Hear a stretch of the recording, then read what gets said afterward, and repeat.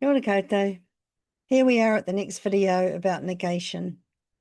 In this video, I'll be showing you how to negate the sentence structures that were covered in the video about the Kupu Taea. I'll start with one of the example sentences from that video. Ka taea e te kaiako ngā pēke katoa te kāore. The teacher is able to carry all the bags. To negate these types of sentences, we'll start with our kupu whakaka or negation word, kāore. The order of the rest of the sentence is very similar. The negated form of ka taea is kāore e taea.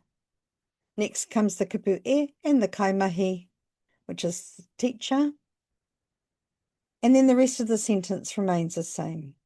Kāore e taea e te kaiako ngā pēke katoa te kāore. The teacher is not able to carry all the bags. Here's a few other examples, just to give you an idea about what happens when we use different tense markers.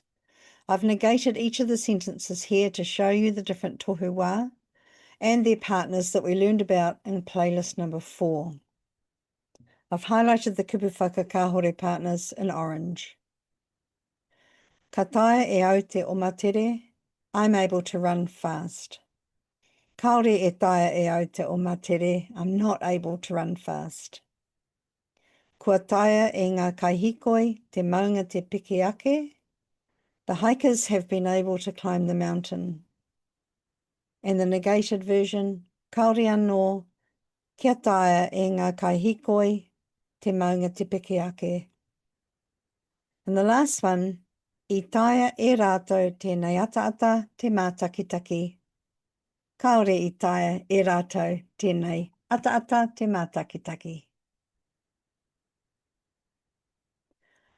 So there you have it.